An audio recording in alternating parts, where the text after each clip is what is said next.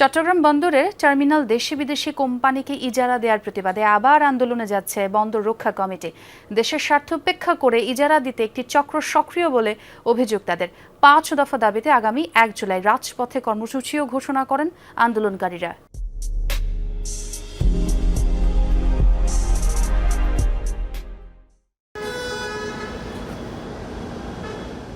বন্দরের সবচেয়ে গুরুত্বপূর্ণ নিউমোরিং কন্টেইনার টার্মিনাল এনসিটি এবং চট্টগ্রাম কন্টেইনার টার্মিনাল সিসিটি সংযুক্ত আরব আমিরাত ভিত্তিক অপারেটর ডিপি ওয়ার্ল্ডকে ইজারা দেওয়ার সিদ্ধান্তের বিরুদ্ধে আন্দোলন হচ্ছে বছর দুয়েক ধরে।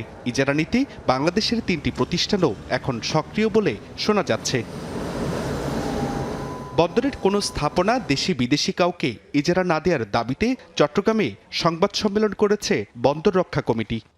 দেশি বিদেশি অনেক চক্র এখানে যুক্ত আছে এবং সরকার বদলায় কিন্তু এই চক্র বদলায় না। চুপিসারে এই চুক্তিগুলি হচ্ছে, চুক্তির শর্ত প্রকাশ করা হচ্ছে না এবং এই হ্যান্ডলিং চার্জটাকে ইতিমধ্যেই বাড়িয়ে দেওয়া হয়েছে। ইতিমধ্যেই মানে কেন, যাদের কাছে হস্তান্তর করা হবে তারা যেন এসে বলতে পারে যে এটা আগেই বাড়িয়ে দেওয়া হচ্ছে। এই বাড়িয়ে দেওয়ার কারণটা হচ্ছে তারা যেন অতিরিক্ত মুনাফা করতে পারে, সেই পথটাকে এখনই তৈরি করা হলো।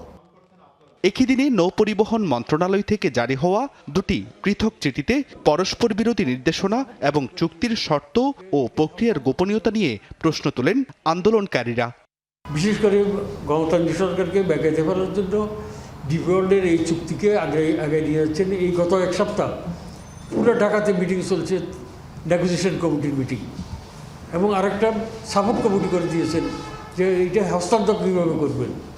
ইতিমধ্যে ডিপি ওয়ার্ল্ডের কিছু কর্মকর্তা বন্দরে অবস্থান করছে। বন্দর সব কিছু করছে, তারপরে লাভজনক প্রতিষ্ঠান কেন বন্দর এইটা বিদেশিদের দিতে হবে? আমাদের ঘামে শ্রমে রক্তে গড়ে ওঠা বন্দর কেন বিদেশি দেবে, এটা আমাদের প্রশ্ন। জাতীয় নিরাপত্তার সঙ্গে জড়িত কৌশলগত স্থাপনা চট্টগ্রাম বন্দর ইজারা দেওয়ার সিদ্ধান্ত বাতিলের দাবি জানান বন্দর রক্ষা কমিটির নেতারা।